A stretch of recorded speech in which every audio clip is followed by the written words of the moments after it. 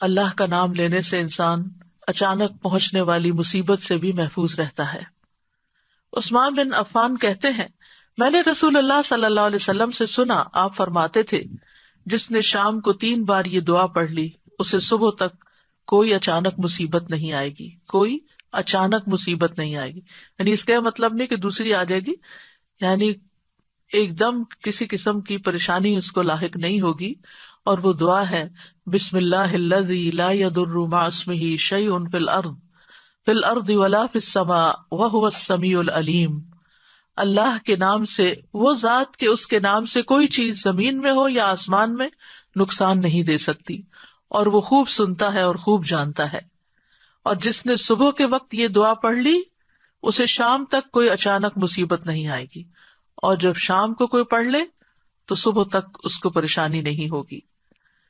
اسی طرح اگر انسان بسم اللہ نہیں پڑھتا تو یاد رکھیے کہ بسم اللہ نہ پڑھنے کا نقصان یہ ہے، ابن عباس کہتے ہیں کہ ابلیس نے اللہ تعالیٰ سے کہا کہ تو نے اپنی ساری مخلوق کا رزق واضح کر دیا ہے، میرا رزق کس میں ہے؟ تو اللہ تعالیٰ نے فرمایا، ہر اس چیز میں جس پر میرا نام نہ لیا جائے۔ تو گویا جس چیز پر ہم اللہ کا نام نہیں لیتے وہ رزق پھر شیطان کے حصے میں چلا جاتا ہے، گویا ہم اپنے دشمن ہی کو فیڈ کرتے ہیں۔ قیامت کے دن بھی اللہ کے نام سے وزنی کوئی چیز نہ ہوگی۔ پھر اسی طرح یعنی اس دعا کے پڑھنے کے مواقع کون کون سے ہیں؟ نمبر 1، ہر کام شروع کرنے سے پہلے، تاکہ اس میں برکت اور مدد حاصل ہو، اس کے اندر قبولیت ہو، ہمیں اخلاص نصیب ہو۔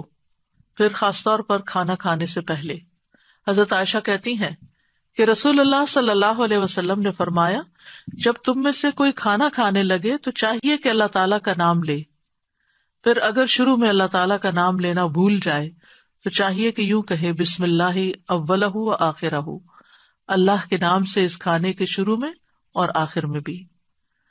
پھر اسی طرح لباس اتارتے وقت بسم اللہ پڑھنی چاہیے۔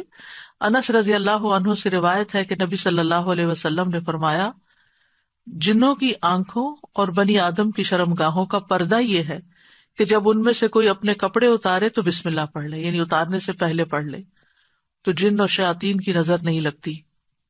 اسی طرح جب آپ بچوں کو کپڑے تبدیل کروا رہے ہوں تو اس وقت بھی بسم اللہ پڑھ لیں۔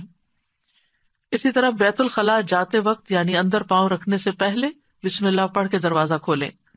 حضرت علی رضی اللہ عنہ روایت کرتے ہیں، کہتے ہیں کہ رسول اللہ صلی اللہ علیہ وسلم نے فرمایا، جنوں کی آنکھوں اور بنی آدم کی شرمگاہوں کا پردہ یہ ہے کہ جب ان میں سے کوئی بیت الخلاء جائے تو بسم اللہ پڑھ لے، کیونکہ جب انسان ننگا ہوتا ہے تو حفاظت کے فرشتے اس سے دور چلے جاتے ہیں۔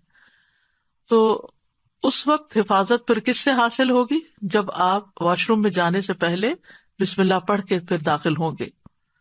اسی طرح وضو سے پہلے ابو ہریرہ کہتے ہیں کہ رسول اللہ صلی اللہ علیہ وسلم نے فرمایا، لا صلاۃ لمن لا وضوء لہ ولا وضوء لمن لم یذکر اسم اللہ تعالی علیہ، کہ جس کا وضو نہیں اس کی نماز نہیں، اور جو شخص وضو کے شروع میں اللہ تعالیٰ کا نام نہ لے اس کا وضو نہیں۔ اب یہاں پر بعض لوگوں کو یہ پریشانی ہوتی ہے کہ ہم واش روم میں کھڑے ہوتے ہیں، وہیں سنک ہے، وہیں کموڈ ہے، تو پھر ہم بسم اللہ کس طرح پڑھیں؟ اس کے ایک تو یہ ہے کہ جب آپ وضو کی نیت سے جا رہے ہیں تو اندر داخل ہونے سے پہلے ہی پڑھ لیں اور جا کے ٹیپ کھول لیں اور اپنا وضو شروع کر دیں۔ دوسرا یہ ہے کہ آپ دل میں پڑھ لیں، لیکن اگر کوئی بھول گیا ہے تو جس وقت یاد آئے، یعنی وضو کے دوران اس وقت بھی پڑھ سکتا ہے۔ پھر اسی طرح پڑھنا ہی بھول گیا تو اس کا کیا مطلب؟ وضو ہوا ہی نہیں سرے سے، یا پھر یہ کہ اس کی اگر وضو نہیں ہوا تو کیا نماز ہی نہیں ہوئی؟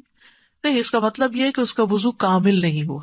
یہاں علماء نے اس کا مطلب یہ کیا ہے کہ اس کے وضو میں نقص رہ گیا، وضو ہو جائے گا، نماز ہو جائے گی، لیکن وہ جو برکت حاصل ہونی تھی یا زیادہ ثواب ملنا تھا اس سے انسان محروم ہو جاتا ہے۔ پھر اسی طرح یہ ہے کہ قرآن مجید کی قرأت سے پہلے بسم اللہ پڑھنی چاہیے۔ قتادہ سے روایت ہے، وہ کہتے ہیں کہ انس رضی اللہ عنہ سے سوال کیا گیا کہ نبی صلی اللہ علیہ وسلم کی قرأت کیسی تھی، تو انہوں نے بیان کیا کہ آپ صلی اللہ علیہ وسلم کھینچ کر پڑھتے تھے، پھر آپ نے بسم اللہ الرحمن الرحیم کو پڑھا، یعنی بسم اللہ الرحمن الرحیم، یعنی مد کے ساتھ پڑھتے تھے، الرحمن کو اور رحیم کو بھی کھینچ کر تلاوت کرتے تھے.